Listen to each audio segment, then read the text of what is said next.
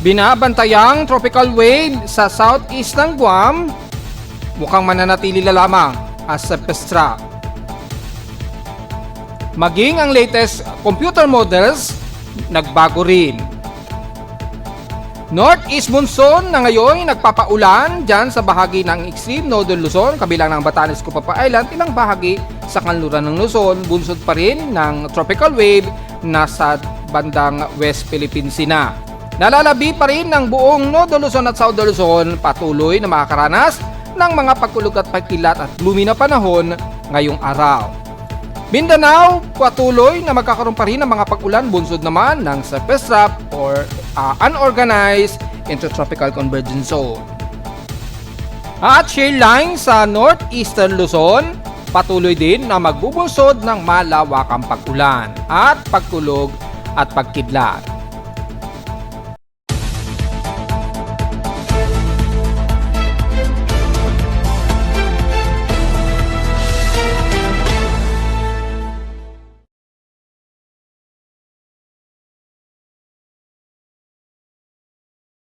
Hello, good morning mga folks. Welcome po muli sa ating Daily Weather Bulletin at Analysis para sa araw ng Martes, October 28, 2025. Ang oras nating boss may umaga ay alas 11:24 na ng umaga.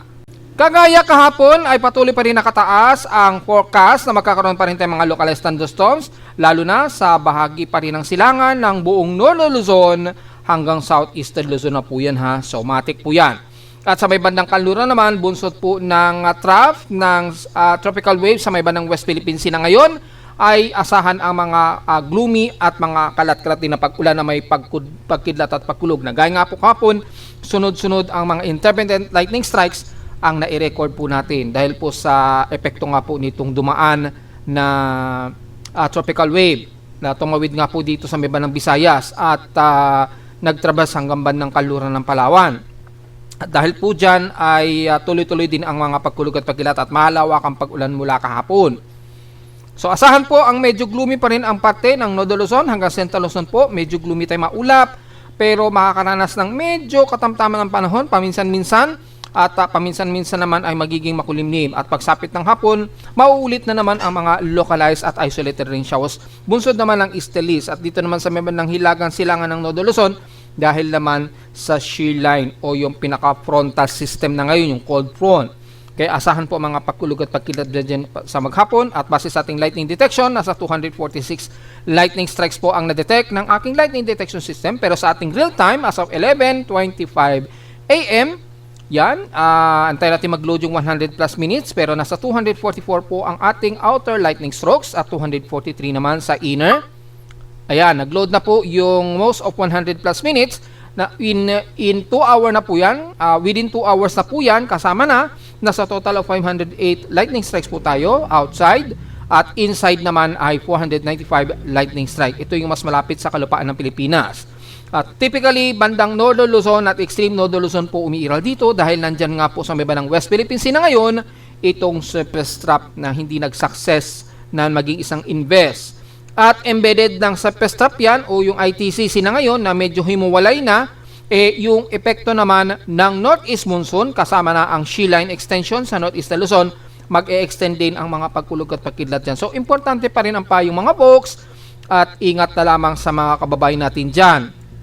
Sa bandang extreme Northern Luzon po, expected pa rin ang mga biglaang intermittent na mga pag-ulan na may pagkulog at pagkidlat. Sa ngayon, wala naman dito sa malapit sa Metro Manila at ilang bahagi ng Southeastern Luzon, pero matuloy ang medyo gloomy na panahon at maulan bunsod ng tatlong weather systems natin. Yung surface trough sa kanluran, shear line at easterlies. Kasama na doon yung surface trough dito sa may bandang Mindanao o katimugan ng Mindanao. Naiulat yata, ngayon yatang umaga ay napabalitaan na meron daw na nilusob ng armado ang isang area dyan sa may bandang Tibu-Tibu Atayon. Correct me if I'm wrong, dyan sa may bandang Mindanao ay ingat na lamang po mga folks. Kung maaari, stay indoors na lamang po ha. At kung maaari, yumuko po tayo dahil nagkakaroon yata ng parang enkwentro dyan. Ingat na lamang po mga folks at hopefully siguro kung magiging maulan sa inyo dyan, medyo magandang ano yan, pagkakataon para makalayo kayo dyan sa area na yan kapag umulan. So siguro medyo titila yung engkwentro, may pagkakataon siguro kayo na makalikas muna. Kasi hindi natin alam kung bakit nagkaroon ng biglaang engkwentro dyan. Armado daw yan ng MILF, hindi natin sure. Sa ating rainfall advisory, nakatasang ang malawakang pag-ulan ngayon dyan sa may bandang Northern Luzon. Nabanggitan natin ang Cagayan Valley, kasama na. At expected din ang bandang Kanluran po yan ha. So sa may bandang Cagayan Valley, typically dahil po sa shear line, ay asahan po natin ang 2 to 3 hours effectivity ng monitoring dyan. So magdala po ng payong at hopefully hindi kayo bahain dyan. At sa ating current conditions, overcast gloomy haze tayo at partly cloudy ang umiiral dito sa amin sa Caloocan. So expected sa iba't ibang bahagi ng Metro Manila. Sa lowest temperature na itala ng weather station, kaninang 4:43 AM, nakapagtala kami ng lowest of 25.5 degrees Celsius. At kahapon, pinakamataas na ang 31.7 degrees Celsius. Kahapon ito ng hapon at 3:21 PM. At sa ating heat index, well, nasa mataas pa rin kami na 42.9 degrees Celsius in past 24 hours na medyo danger pa rin ang aming heat index dito. Although hindi naman ganun katindi dahil medyo gloomy nga po dito, nasasabay lamang ng medyo hot humid na panahon. Kaya medyo nakakapawis pa rin kahit na medyo makulimlim. So take note po yan. At wala rin tayong so far na heat index forecast dahil halos buong bansa napaka-gloomy po at maulap ang papawirin. So dahil umiiral na po yung ating mga puro surface trap ang bumabalot sa Pilipinas, halos mababa ang magiging heat index natin. Pero patuloy ang easterly, so hindi mawawala ang hot humid na panahon ha. Take note po yan. Samantala sa ating PH extremes in past 24 hours, nangunguna ang butuan pa rin sa may pinakamalinsang panahon na 34 degrees Celsius. Sa lowest na presyo sa Baguio, bahagya rin tumaas ang lowest nila na 18 degrees Celsius. Sa inulan ang Basco radar site o Basco Batanes, nakarana sila ng 38.9 mm na total rainfall. Well, dahil yan sa shear line. At yung ulan naman sa amin sa Caloocan, nakatotal kami na 20.7 mm na total rainfall. So in past 7 days, 65.7 mm na po ang katumbas. At total rainfall namin ay 287.7 na po. Lumagpas na kami sa October average ng mahigit 30 mm na po. So sobra-sobra na kami sa above average ng 30.8 mm. At sa humidity natin, mataas pong concentration, 84%. Bumaba ito ng 2%. At sa ating barometric pressure, 1,010 hectopascals po tayo. Mataas naman ang atmospheric pressure natin dahil nga po sa presensya ng northeast monsoon o yung ating amihan. Kaya lang, hindi pa talaga totally ramdam natin sa Luzon dahil medyo mataas pa yung elevation ng amihan. Diyan pa lang sa bandang extreme Northern Luzon pa. Pero mapapansin nyo, medyo may lamig-lamig nang nararamdaman tayo sa Metro Manila. May mga iba kasing dumadaan na northeast monsoon diyan sa may bandang silangan ng Northern Luzon. Medyo may mga ilan-ilan na malamig na. Medyo bumababa. Yan. Kasi sa gabi, medyo nakakaramdam na tayo ng medyo mas malamig. Kaya nga po ang aming outside temperature kagabi, bumababa na sa 25.5. So pag yan, nagto-23 na yan, 24, yan, palatandaan na bumababa na po yung amihan at umaabot na sa Metro Manila. Sa ngayon, pinakamababa pa lang man na itatala namin, mga 25 degrees Celsius.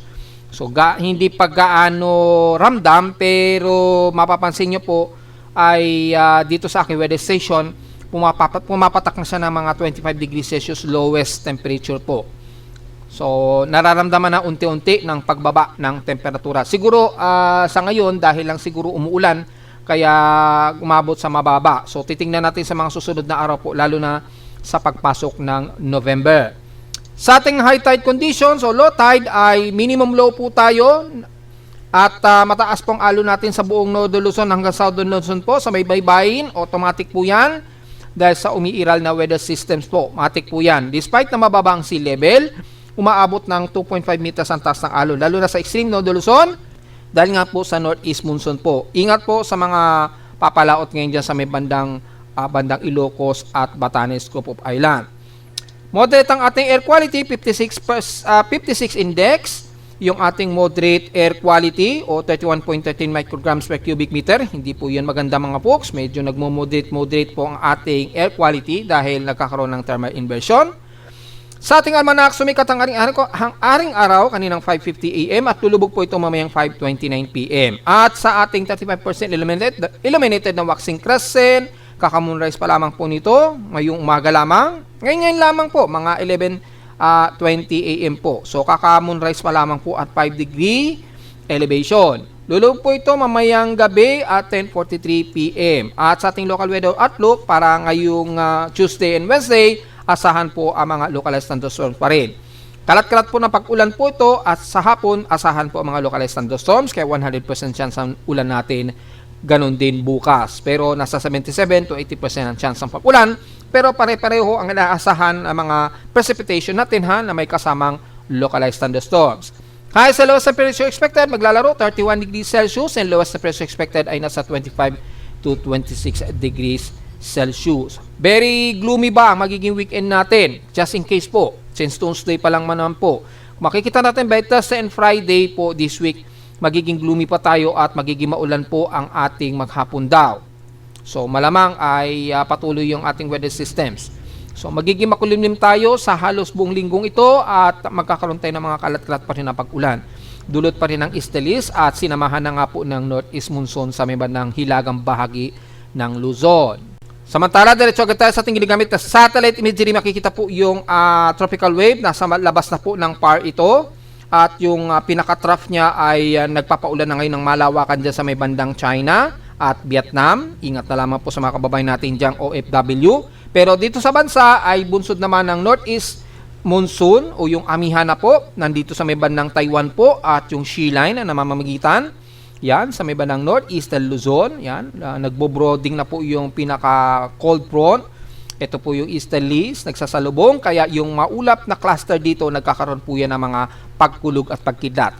Ingat po sa mga potensyal na pagbabaha, dyan sa bahagi po ng dulong bahagi ng Cagayan Valley at ilang parte ng Babuyan Islands at Batanes Cupop Islands.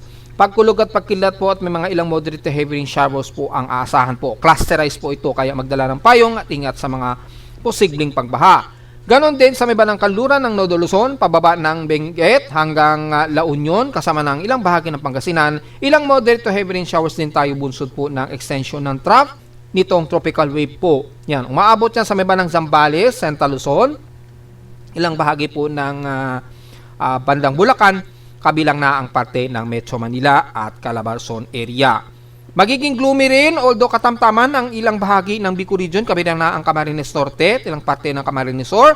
Pero asahan po ang afternoon rain showers po, bunsod ng easterlies. Kaya asahan po ang mga pagkulog at pagkidlat sa maghapon pa rin po, kabilang na ang buong South de Luzon at Mimaropa area. Dahil naman sa umiiral na surface trap or ITZZ na tinatawag ni Pag-asa. At yung rest ng Central Visayas at Eastern Visayas, overcast tayo, partly cloudy to mostly cloudy, so hindi mawawala mga afternoon rain showers po natin.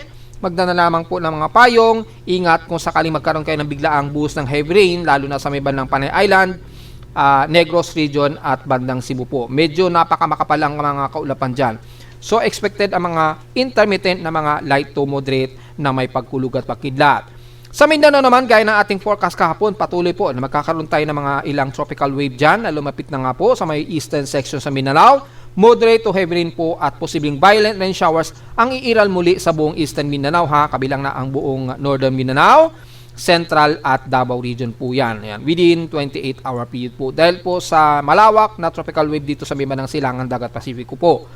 Moderate to heavy rain po ang dala niyan at posibleng pagbaha po. So, yung mga nasa may bandang Sorsogon area, asahan po ang sa maghapon patuloy na magiging gloomy at mga kalat-kalat na pag-ulan na may pagkilat at pagkulog ang iiral. Ganon din sa may bahagi po ng Zamboanga Peninsula dahil yung surface trap na extension ay patuloy pa rin umiiral dito sa may bandang eastern at bandang southern part ng Mindanao. Yan. Napaka-disorganized lamang o medyo disorganized lamang yung extension ng ITCC. Kaya nagka-cluster lamang yung mga kaulapan dito na tropical wave. Kaya tuloy-tuloy pa rin ang mga malawakang pag-ulan po sa maghapon. Ingat sa mga potential na pagbaha. Mula naman sa mean sea level pressure at rainfall forecast natin, nasa tatlong weather system po natin, patuloy po tayo magiging maulan kabilang ng Metro Manila, Northern Luzon, Bicol Region at rest ng Southern Luzon. Sa bandang kanluran naman ng West portion sa Visayas at rest ng Mindanao, patuloy pa rin tayo makakaranas ng mga kalat-kalat na pag-ulan bunsod naman ng extension ng surface trough dito or ITZZ na maituturing natin na although disorganized siya. So, napaka-gloomy po ang magiging paligid natin at kalat-kalat ang magiging pag-ulan na may pagkilat at pagkulog. Yan o, buong Southern Luzon po. Mga moderate to some heavy rain showers daw. So, medyo saturated ang ating paligid at patuloy tayong makakaranas ng mga pag-ulan. Lalo na dito sa may bandang Northeastern Luzon dahil po sa shear line naman ang umiiral. Ayan o, malawakan din ng mga pag-ulan. So, importante po ang payong mga pok sa maghapon. At kung maaari lang po, wag na natin paabutin pa ng November 1. Kung maaari, this week po, ay kung pwede na tayong dumalo sa ating mga mahal sa buhay, pwede naman po natin magawa yan mga folks. Mamayang mga bandang alas 2 ng hapon pababa. So, pagsapit naman ngayong alas 2 ng hapon hanggang mamayang gabi na alas 8, magiging maulan pa rin ang extreme Northern Luzon natin dahil nga po sa combination ng Northeast Monsoon at yung shear line. Ito nga po, ayan o. Kitang-kita naman po yung pinaka-boundary ng shear line natin. Bandang Northeast Luzon o Northeastern Luzon. Ayan o. So, malabakan po ang mga pagkulog at pagkilad din na may kasamang pag-ulan po ha. Ganon din sa may bandang Central Luzon at Metro Manila, Calabarzon area at Southern Luzon. Ayan o. Magkakaroon tayo ng mga kalat-kalat na pag-ulan pa rin mamayang hapon. Ganon din sa may bandang West portion sa Visayas at ilang bahagi sa may bandang Davao region po. Yan o. At ilang parte ng Zamboanga Peninsula at Northern Mindanao, so magiging isolated po, kalat-kalat po ang ating mga pag-ulan dahil po napaka-gloomy ng ating paligid, bunsod ng tatlong weather systems na ito. Mula naman mamayang gabi, mga 8 o'clock PM po onwards, ay patuloy pa rin tayo makakaranas ng mga kalat-kalat na pag-ulan kabilang na bandang Bicol Region at Eastern Visayas, ganon din sa parteng Metro Manila, pero siguro mga light rain showers na lamang ito at ilang parte ng Northern Luzon. At patuloy pa rin sa may bandang extreme Northern Luzon ang mga isolated case of rain showers. At pagdating ng Mindanao, ilang moderate to some clusterized heavy rain showers din ang patuloy na magpapaulan, bunsod naman ang intertropical convergence zone na mag-i-improve mamayang gabi. So, tuloy-tuloy lamang po at magiging saturated pa rin ang magiging maghapon natin dahil kung makikita dito, malawakan na nagiging pag-ulan po natin sa maghapon. Kalat-kalat po ito. Very scattered at very isolated po dahil tatlong weather system po kasi ang umiiral sa bansa natin. Kaya expected po mga intermittent at mga kalat-kalat na mga pag-ulan na may pagkilat at pagkulog. Importante pa rin ang payong mga folks. At dahil wala naman tayo binabantayan na aktibong bagyo sa loob at labas ng Philippine Area of Responsibility, wala pa po ha, kasi kumakalat pa rin yung mga masyadong aggressive na mga nire-report ng mga ibang weather blogger. Again, hindi po tayo basta-basta nagko-conclude muna kahit na may mga forecast na lumalabas sa mga long-range forecast natin o simulation dahil yan lamang ay mga approximation o approximate na posibleng mayroong mabubuo nga po sa unang linggo ng November. Hindi naman po natin inaalis talaga yan. Kailang hindi pa tayo pwedeng magsabi kagad na magiging typhoon category ba to, super typhoon category ba to, dahil hindi pa nga po nakikitaan sa ating real-time observation. Nanatiling tropical wave pa lamang dito sa may bandang southeast of Guam, sa may bandang Marshall Islands or bandang Yap Island. Yan, yung paligid na yan. So, makikita dito sa computer simulation ng GFS, mapapansin nyo po, iba na naman yung nagiging pattern ng forecast niya. Ayan o, naging parang tropical wave, and then naging low pressure area, lalapit daw dito sa may bandang Eastern Visayas. Sa ECMWF naman, nagbago rin yung kanilang forecast, mapapansin nyo po, halos intertropical convergence zone o tropical wave lamang ang nakikitaan. Nawala po yung supposed to be na circulation kahapon. Di ba nagkakaroon ng circulation dito mula kay ECMWF. Ngayon halos wala na naman. Binaba ni ECMWF yung simulation forecast. Kaya yun po ang ibig kong sabihin na talagang hindi talaga pwede tayong magkukonclude pa dahil habang malayo pa o napakalayo pa sa at least man lang na 5 days, lagpas pa ng 5 days yung forecast, asahan natin ay napakalaki pa ang uncertainty niyan. Yung pagiging uncertainty dahil anytime mawawala na lang bigla or mag-iiba na po yung pattern ng forecast po. Kaya yung mga nagpo-post sa Facebook page, sinahayaan ko na lamang po sila dahil in due time malalaman din at maiintindihan nila ang aking sinasabi. Ang gagawin na lamang nila yan, pagka napapahiya yung iba, tatahimik na lang. Tapos ang sasabihin na lang nila, ay, nagbago na po yung forecast eh. Yan. Yan po ang dahilan kung bakit hindi tayo pwede talagang nagsasabi kaagad na, ay, next week may dadating na super typhoon category, ganun kaagad.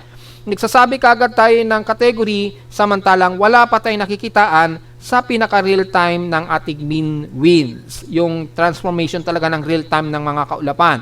Kung titingnan natin sa pinaka-convergence, mapapansin nyo po, indefinite pa ng kanyang development. Halos tropical wave lamang ito.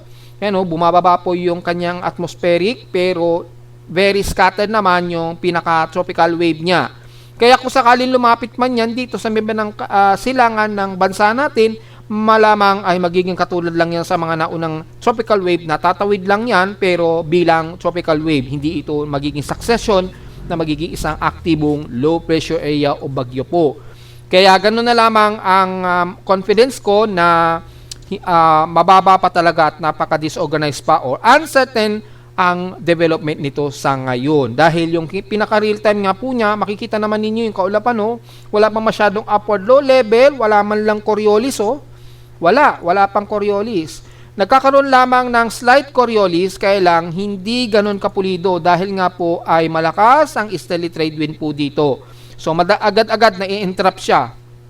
Hindi ganun kapulido yung kanyang pagiging Coriolis. Kaya nga po, very uncertain pa po yung development na binabantay natin dito. Although, mataas po ang tropical cyclone strike probability niya, which is, nire-report ko na yan ilang araw pa, since last Friday pa, di ba? Pinaliwanag ko na nga po. So, kung titingnan niyo po ulit kay ECMWF, nagbago rin ang kanilang forecast, binabaan po nila, or halos tinanggal na naman nila yung forecast na magiging bagyo daw ito dito. Wala kayo nakikitaan, di ba? Yan po yung pinaka-latest yan, 8 o'clock AM sa oras natin sa Pilipinas. Kay NABGEM, halos nagbago rin sila. Pati yung galaw ng bagyo, nagbago rin. Naging northwestward naman ang kilos. Very erratic. Kaya nga po sinasabi natin, hindi talaga natin pwede pang pagbasihan yung isang weather agency lamang, gaya na lamang ni GFS. Porket nakikita nyo kay GFS sa windy, sasabihin nyo na kaagad ay mataas ang confidence. Hindi po, dahil nagbabago-bago pa po yung mga forecast pattern ng mga iba't ibang mga weather agencies. Kagaya na lamang kay ICON, kahapon, aktibong low pressure area din yan. Ngayon, nawala na, tropical wave na lamang din po. And then, embedded ng ITCC, then magkakaroon ng mga pag-ulan-ulan sa may ng Eastern Mindanao. Pero yung circulation ng bagyo, nawala, tinanggal nila. Yan. Kay GM, naging shallow trough na lang din uli ito. Aggressive din yung forecast na kahapon. So, iba-iba po yung lumalabas na mga long-range forecast sa ngayon. Kaya, yung posible pong may mabubuong bagyo sa unang linggo ng November, hindi pa rin talaga natin inaalis yan. However, hindi pa rin kasi sapat yung lumalabas na mga analysis ng mga iba't ibang weather agencies at hindi pa talaga sila nagkakatugma-tugma pa talaga. Yan.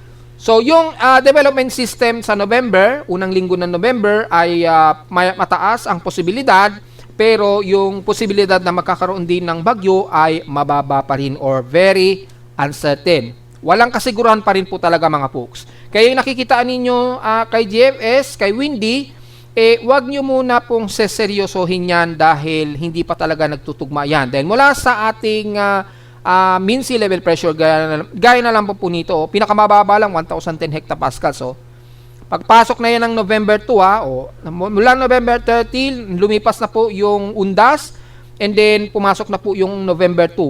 Wala man lang circulation o pulidong circulation tayo nakikitaan. Mataas ang atmospheric pressure, 1,010 hectopascals po. Yan. Although pakanluran po yung steering environment.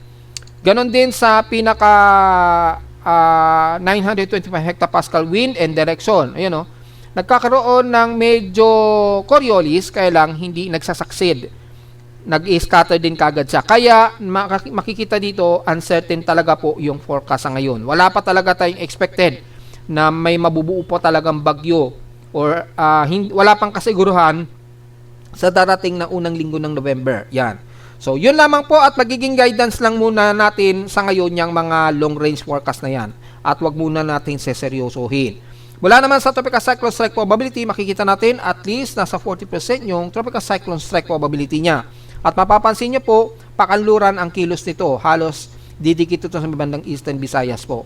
Yung naunang tropical wave, ito na nga po yung nagpapaulan na ngayon sa may bandang Eastern Mindanao, di ba? Ngayong araw, makikita nyo yun sa satellite imagery, which is diniscuss natin yan kanina po. Yan o, tropical wave lang siya. So baka itong nandito sa may bandang southeast of Guam, pagdating po ng October 30, baka tropical wave na lang din yan at hindi siya matutuloy na magiging invest. Kaya hindi talaga pwede tayong mag-conclude pa talaga sa mga pumipilit na mayroong daw super typhoon. Masyadong fear-mongering o masyadong excited ang iba na magsabi kagad na may malakas na bagyo po. Hindi po.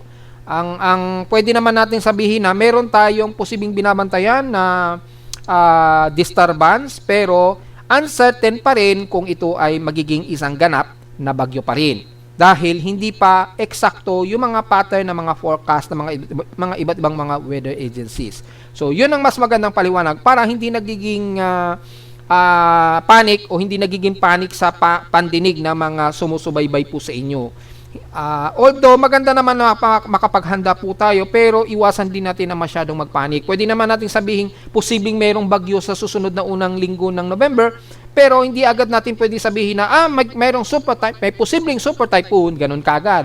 May posibleng typhoon category ang lalapit, ganyan-ganyan. Hindi po pwede kasi wala pa tayong nakikita sa actual yung convergence na nasa 18 kilometers per hour lang. So di ba hindi natin pwedeng masabi na magiging typhoon ba to? Baka tropical storm lang ito or baka naman tropical depression lang. Kasi sa isura niya ngayon, halos mabagal, watak-watak o buhagag pa yung kanyang upward low. Yan So hindi talaga natin certain pa talaga Napakalabo pa sa ngayon talaga, kaya yung mga nagsasabi kagad na may posibleng bagyo o posibleng super typhoon na mabubuo, hindi pa talaga pwede natin talaga i-conclude dyan sa ngayon. Yan. Ang magandang masasabi ko lang po ay meron pa rin tayong posible na may mga tropical wave or panibagong tropical wave or possible na low pressure area na mabubuo, pero sa ngayon hindi pa natin mako-confirm kung ito ay magiging typhoon category o super typhoon. Sa ngayon lang masasabi natin tropical wave, merong positive po na namamataan tayo sa southeast of Guam. Yun pa lamang sa ngayon ang pwede natin sabihin. Pero yung magiging bagyo o malakas na bagyo ay hindi pa natin pwedeng i-conclude kaagad para may iwasan po yung mga pananakot. So yun po yung pinaka-latest natin para sa mga taga-subaybay natin at post sa Facebook page at naglalagay sila ng mga forecast o long range forecast na pinapakita gaya na lamang ni GFS nasa super typhoon o typhoon category siya. Actually, dito nga sa latest ko ng GFS, halos typhoon category lang siya, pinakamababa, 998 hectopascal. So, halos severe tropical storm lang to typhoon category hanggang tumawid ito ng bandang Visayas. Ayun, So, pabago-bago pa rin yung kanyang pattern. Kaya, hindi talaga natin pwede pang sabihin na merong posibleng typhoon o super typhoon na mabubuo sa unang linggo ng November. Antayin muna natin na lumapit yung latest sa pagtala bago natin pwede i-conclude kung aabot ba sa ganong kategorya yung tropical wave na binabantayan natin sa southeast of Guam. Kasi dito 40% pa lamang hindi pa umaabot ng 50% pa. So yun lamang ang sa ngayon na nakikita natin. Double check natin para sigurado tayo. In T96 hour period, October 31 po ito huling araw na ng October. Yan, tingnan natin kung magkakaroon pa ng mataas na confidence na magiging bagyo ito o kahit man lang na active low pressure area. Tingnan natin. Yan, nag-load po yung pinaka-latest tropical cyclone activity care of ECMWF. Yan, so tumaas ang kanyang confidence, pero mapapansin natin halos hindi siya ganoon kalakas sa bagyo pa. Lumalabas dito parang tropical depression lamang ito or active o high levels o possible tropical low pressure area development or invest.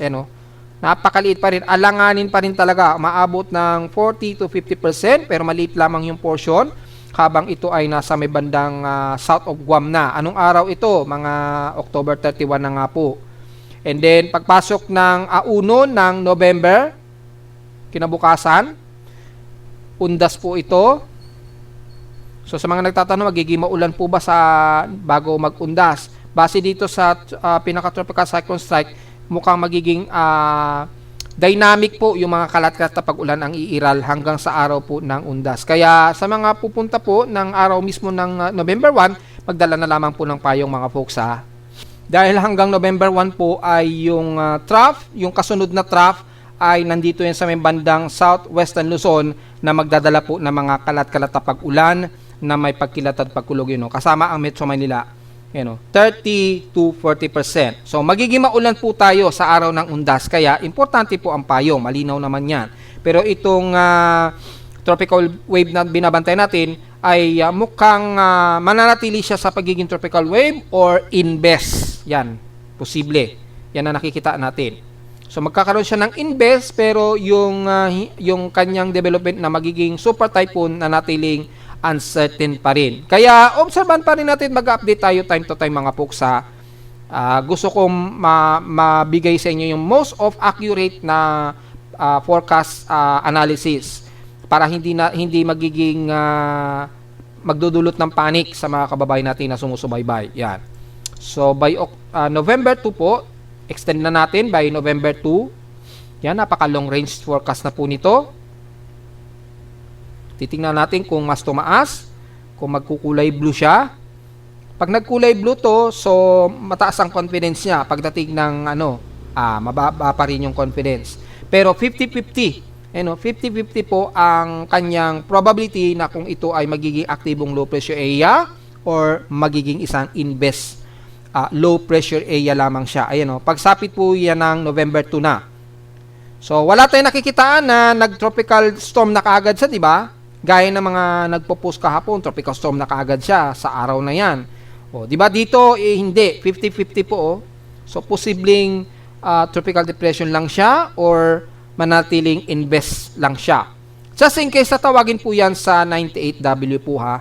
At kapag pumasok naman yan ng ating Philippine Area of Responsibility, tatawagin yan na Tino. So, lalaki na naman yung pangalan ng magiging bagyo natin. Kung sakaling nakapasok ito ng PAR at naging isa na siyang tropical depression. Kung itaas agad yan ni Japan Meteorological Agency at ipag-asa, pagkapasok po yan ng either November 2 or November 3 po. Depende sa magiging galaw po nito. So, yun lamang po. Pero yung magiging super typhoon sa ngayon ay napaka-uncertain pa ng prediction dito. So, yun ang po pinaka-latest analysis natin. Mukhang may positive naman na posible tayong magkaroon pa rin ng investigative low pressure area. Pero yung aabot siya sa pagiging super typhoon, nanatiling very uncertain o napakaliit pa ang tsansa na umabot pa sa ngayon yung ganyang kalakas na kategory ha. So, obserban pa rin natin to dahil meron tayong at least mga 80-hour period pa para bantayan ang behavior nitong tropical wave nito or posibleng maging si Invest 98W just in case. Samantala, sa ulat lindol, mukhang wala naman tayong latest na mga malalakas na paghinig pero may mga aftershocks na minor na nadedetect o nasa-sense ng aking seismometer mula kaninang umaga at madaling araw. Yan, probably mga aftershocks na naman yan.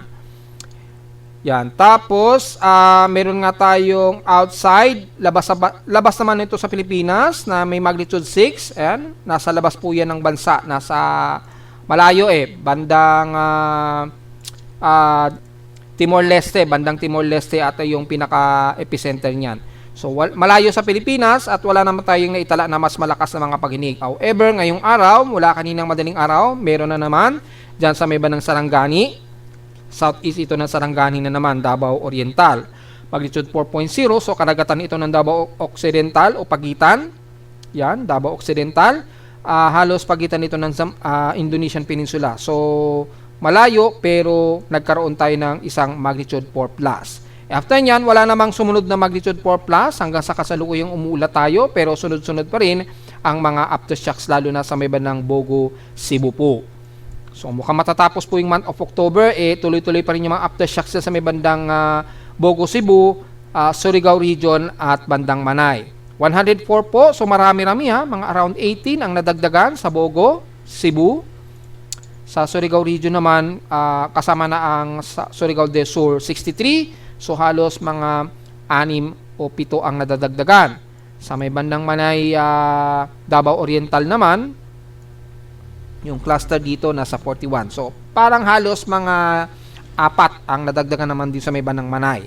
So, para makasiguro tayo is double check natin gamit ang ating historical earthquake data. Makita na rin natin yung latest ng annual earthquake data. Yan. So, sa pinaka-month of October natin ngayon, napakadami na po yung mga lindol na naitala. Tuloy-tuloy pa rin po kasi aftershocks.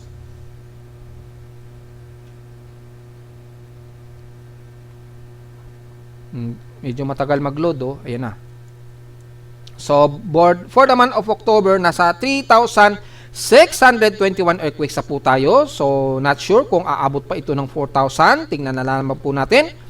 3,457 sa magnitude 2.0 pataas, 145 sa magnitude 4, at nanatiling 15 ang ating magnitude 5, nanatiling 3 ang ating magnitude 6 plus, at isang magnitude 7 plus. Yon. So, dagdag ng dagdag ang magnitude 2 o pagitan po ng magnitude 2.0 hanggang magnitude 3.9 at yung magnitude 4.0 hanggang 4.9. So, yun po ang medyo nadadagdagan sa atin. So far, wala namang latest na magnitude 5 pataas ang nadagdagan naman so far. At mula sa pinaka-cluster ay pinakamarami pa rin ang bandang Bogo, Cebu pa rin. As usual yan. Sa cluster niya ay total of 1,788 total clustered earthquakes po. Sa may bandang Surigao region naman, 208 ang total, kasama na ang 59 at 198. Yan, na lindol. At dito naman sa may bandang Manay, Cebu, ay nasa 882 na po ang mga total na lindol dyan. So, tuloy-tuloy pa rin ang nadadagdagan po at pinakamarami pa rin talaga sa may bandang Bogo, Cebu na nasa 1,788 na nga po. So, tuloy-tuloy pa rin ang pagdami o pagdagdag ng mga aftershocks dyan. Kaya sa mga kababayan natin, kasabay ng malakas na ulan, yung mga kalat-kalat ulan dyan, yung mga nakatira po again wag po muna kayong lalapit sa inyong tahanan kung nasa gilid kayo ng mga bundok dahil patuloy pa rin ang aftershocks. Delikado po, lalo na't umuulan-ulan na po dyan sa paligid ng Bogo, Cebu po. Baka biglang magkaroon ng biglaang lambot ng lupa at gumuho pa. Magkaroon pa ng karagdagang disgrasya. So, ganon din ang bandang Surigao region at eastern portions lalo na sa may bandang Manay yung mga malalapit sa mga mabulundubunduking lugar po.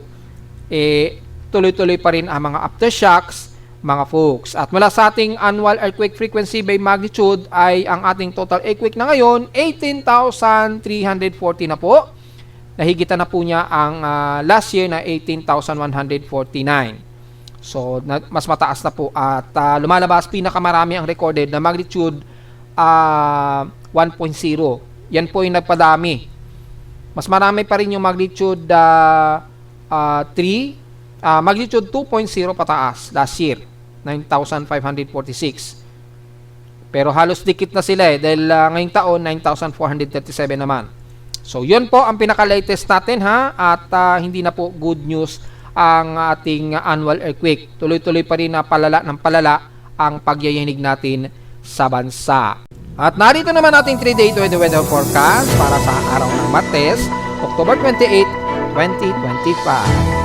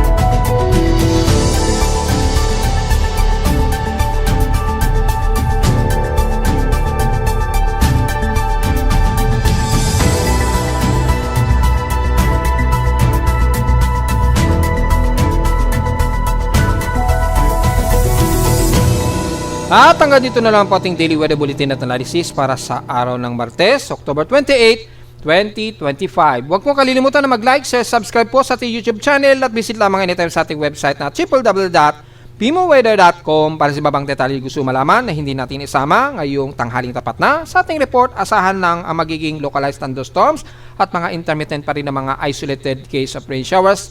Tatlong weather system po ngayon ang umiiral sa bansa. At visit lamang sa ating website sa gusto malaman pinaka-dynamic events mula sa reading mismo ng aking aparato sa Caloocan at sa data feeds mula sa iba't ibang weather agencies. Maraming salamat po mga folks at magandang araw po sa ating lahat.